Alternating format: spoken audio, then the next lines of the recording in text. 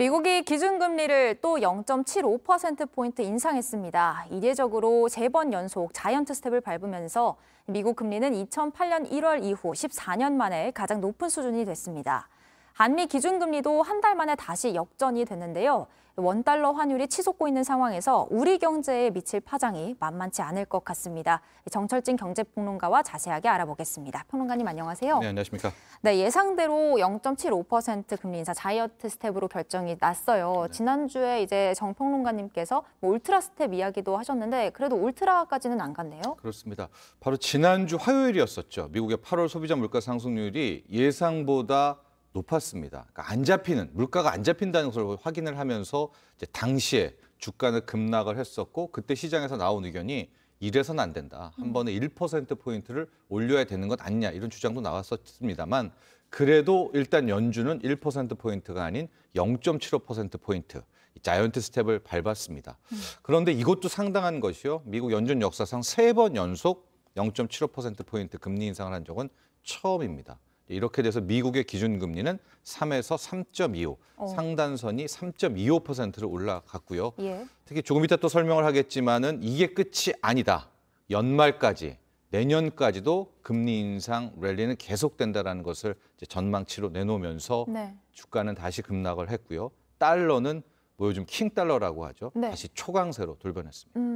방금 이 영향으로 주가가 하락했다는 이야기도 하셨지만 일단 미국 주식시장이 이 결과가 발표된 이후에 하락을 했다가 다시 상승을 하더니 이제 하락 마감을 했어요. 네. 근데 그렇게 변동성이 컸던 이유는 뭔가요? 아마 그 발표 시각이 우리 시각으로 새벽 3시 반에서 4시 반 사이였었는데요. 이제 제롬 파월 연준의장의 쭉 코멘트들이 나왔을 때 처음 시장은 좀 희망을 바라보잖아요. 근데 그런 이제 멘트 중에 하나가 어느 시점에서는 물가가 잡히는 어느 시점에서는 금리 인상 속도를 늦출 수도 있다라는 이제 요 한 대목에 이제 갑자기 시장이 훅 급락했다가 다시 훅 급등했다가 그러나 전반적인 기조를 보니까 이것은 시장을 살리기 위해서 연준이 따뜻한 모습을 보인다가 아니었었습니다. 예. 전반적으로 제롬 파월 연준장의 연설을 보면 지난 8월 잭슨홀 미팅에 있었던 때와 마찬가지로 굉장히 강경했거든요.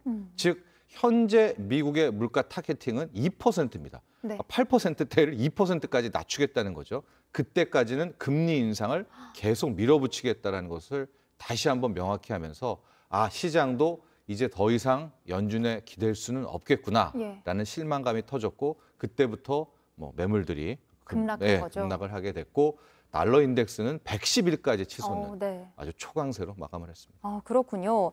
그러니까 방금도 말씀하셨지만 사실 중요한 건 연준의 금리 인상이 여기서 끝이 아니라는 거잖아요. 네. 연말까지 이제 최소 1%포인트 추가로 인상할 수도 있다는 시사가 나오고 있는데 앞으로 자이언트 스텝 내지는 울트라 스텝도 나올 수 있다는 얘기일까요? 그렇죠. 시장이 더 실망했고 이렇게 2% 가까이 급락한 데는 방금 이 부분이 컸습니다. 즉 자이언트 스텝 0.75%포인트 인상까지는 예상을 했는데 그다음에 시장의 관심이 올 연말은 어디까지 올리지? 그럼 내년에는 어디까지 올리지라는 그 전망치였거든요.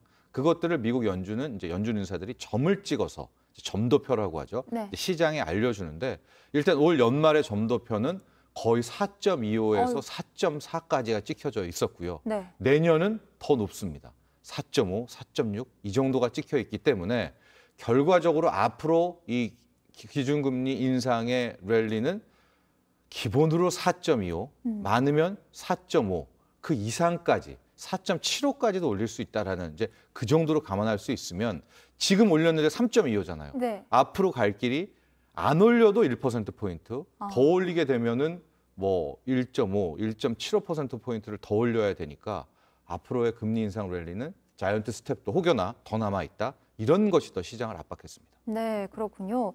이제 한미 기준금리가 한 달 만에 다시 역전이 된 상황이에요.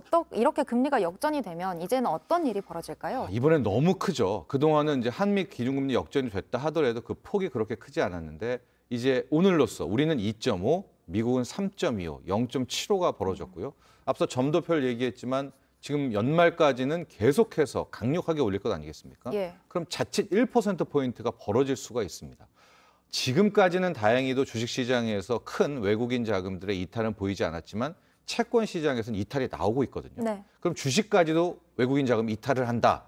이렇게 될 경우에는 이젠 더 이상 이렇게 금리 차를 바라볼 수가 없겠고 우리 한국은행도 지금 빠른 선택이 필요할 것 같습니다. 네, 아무래도 한국은행은 연말까지 0.25%포인트씩 점진적으로 올리겠다고 했었는데 지금 이런 상황에서 그렇게 되는 걸까요? 급수정할 가능성이 높다고 봅니다. 그렇죠. 왜냐하면 지금 9월에는 우리의 금통위는 없고요. 이제 10월에 당장 한국은행이 기준금리 결정을 해야 되는데 이렇게까지 강경한 미국 연준의 입장을 확인했기 때문에 우리가 베이비 스텝 0.25로 따라붙기에는 너무 속도가 느립니다. 그래서 아마도 한국은행이 10월에 0.5%포인트 인상을 하면서 우리도 일단은 3%대까지를 진입해 놓고 예. 그다음에 미국의 선택을 바라보지 않을까. 게다가 또 우리 물가도 지금 잡히지 않고 있지 않습니까? 아마 이런 것들이 반영될 것 같습니다. 한국은행에서 어떻게 결정할지도 우리나라 국민으로서는 좀 지켜봐야 될 것 같고요. 당장 1,400선 턱 밑까지 간신히 버티고 있죠, 원달러 환율이. 근데 이게 또 걱정이에요. 이제 1,400원 금방 넘어가게 되는 걸까요? 오늘 깨질 수도 있을 것 같습니다. 이제 그동안에 어제, 그제 최근 한 3일 동안은 이제 외환 당국이 직접 개입을 했던 것 같아요. 예. 구두 대입을 떠나서 거의 한 10억 달러 정도의 달러를 풀어서 일단은 연준 스탠스를 보기 위해서 1,400 밑으로 계속 눌러놨는데 연준 입장도 확인을 했고요. 지금 간밤에 달러 강세, 이 달러 인덱스도 거의 111이라는 뭐 초강세로 돌아섰거든요. 네. 이렇게 되면 일단은 원달러 환율도 1,400은 이제 열어놓고 대응해야 되지 않나 이렇게 보고 있습니다. 네, 아무래도 이번에 기준금리 결정이 또 여러모로 많은 파장을 일으키게 될 것 같습니다. 지금까지 정철진 경제평론가였습니다. 고맙습니다.